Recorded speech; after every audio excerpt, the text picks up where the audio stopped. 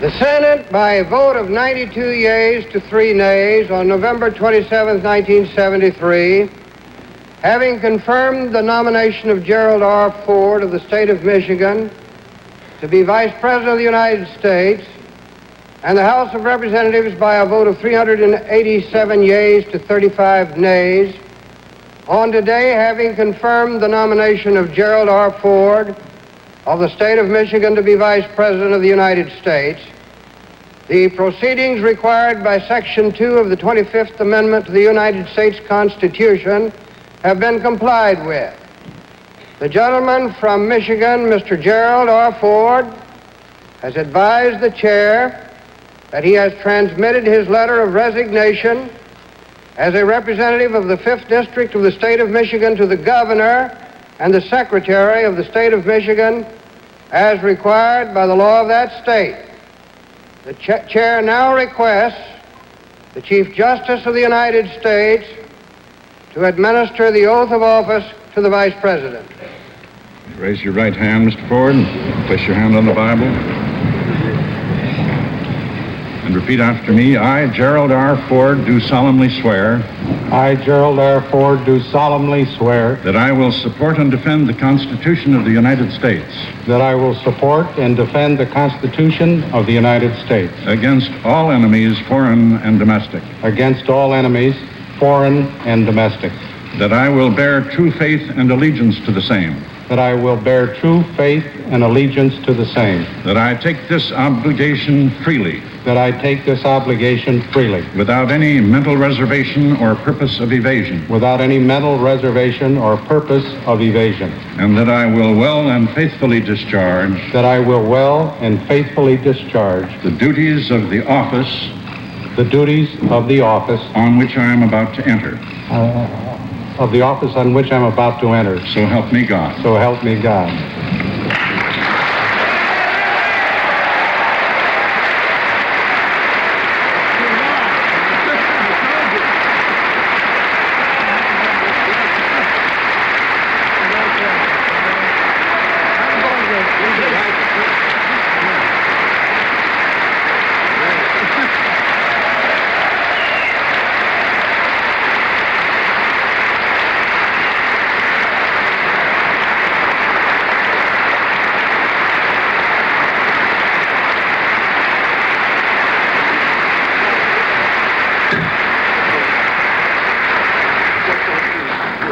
Mr. President, members of the Congress, and distinguished guests, I have the high personal honor of presenting to you a dear friend and former colleague whom we shall all miss, but whom we all congratulate, the Vice President of the United States.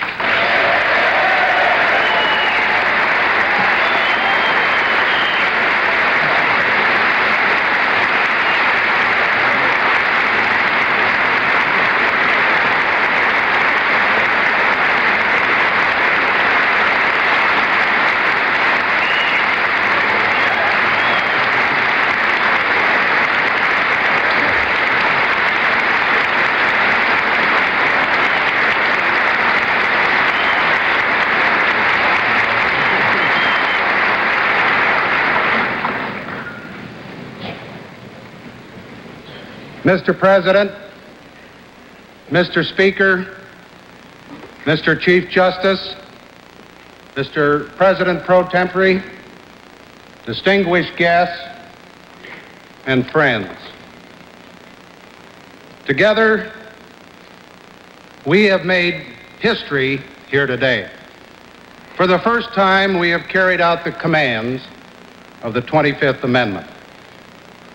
In exactly 8 weeks, we have demonstrated to the world that our great republic stands solid, stands strong upon the bedrock of the Constitution.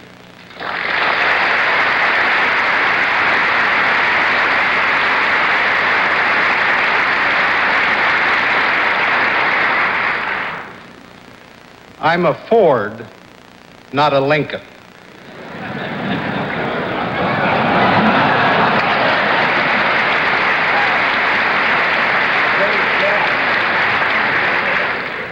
My addresses will never be as eloquent as Mr. Lincoln's, but I will do my very best to equal his brevity and his plain speaking.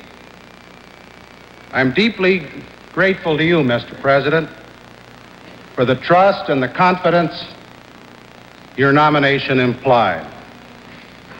As I have throughout my public service under 6 administrations, I will try to set a high example of respect for the crushing and lonely burdens which the nation lays upon the President of the United States.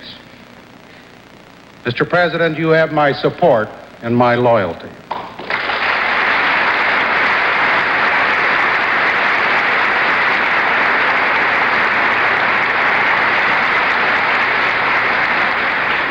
To the Congress assembled, my former colleagues who have elected me on behalf of our fellow countrymen, I express my heartfelt thanks.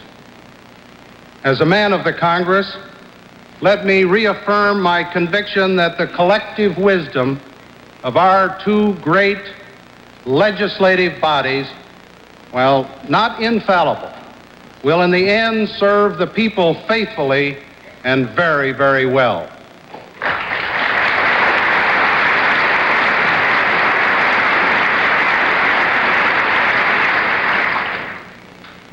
I will not forget the people of Michigan who sent me to this chamber, or the friends that I have found here.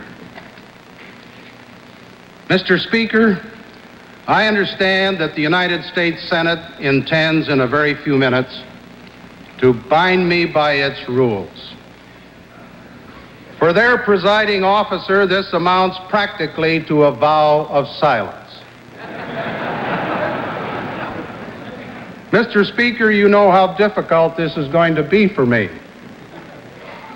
Before I go from this house, which has been my home for a quarter century, I must say I am forever in its debt.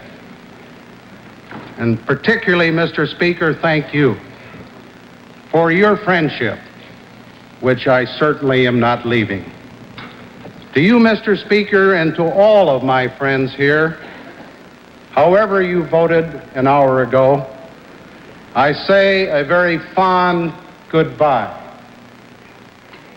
May God bless the House of Representatives and guide all of you in the days ahead. Mr. Chief Justice, may I thank you personally for administering the oath, and thank each of the honorable justices for honoring me with your attendance. I pledge to you, as I did the day I was first admitted to the bar, my dedication to the rule of law and equal justice for all Americans.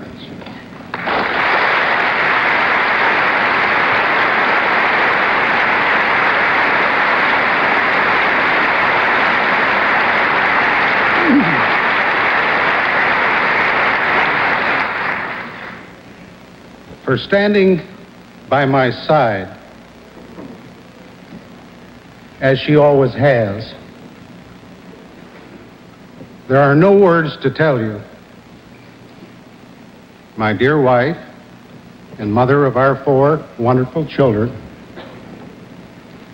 how much their being here means to me.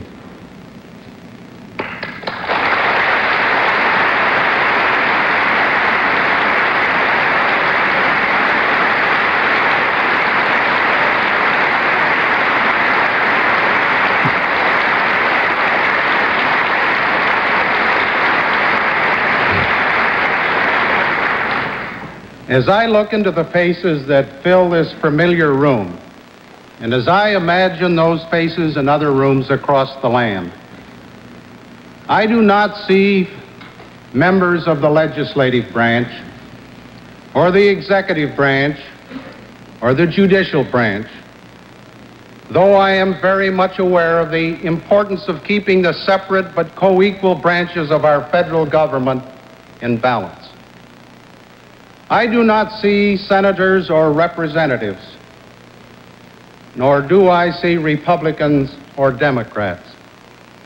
Vital as the two-party system is to sustain freedom and responsible government. At this moment of visible and living unity, I see only Americans. I see Americans who love their country. Americans who work and sacrifice for their country and their children. I see Americans who pray without ceasing for peace among all nations and for harmony at home. I see new generations of concerned and courageous Americans, but the same kind of Americans, the children and grandchildren of those Americans who met the challenge of December 7th just 32 years ago. Mr. Speaker, I like what I see.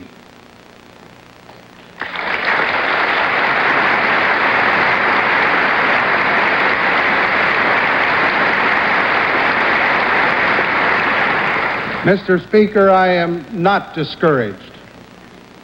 I am indeed humbled to be the 40th Vice President of the United States. But I am proud, very proud, to be one of 200 million Americans.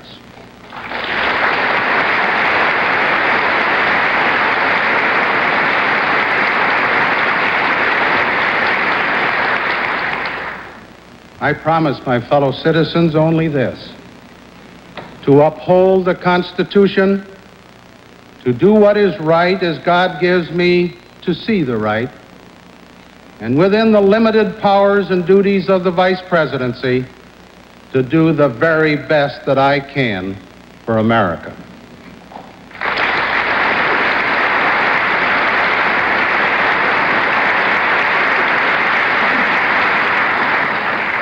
I will do these things with all the strength and good sense that I have, and with your help and through your prayers. Thank you.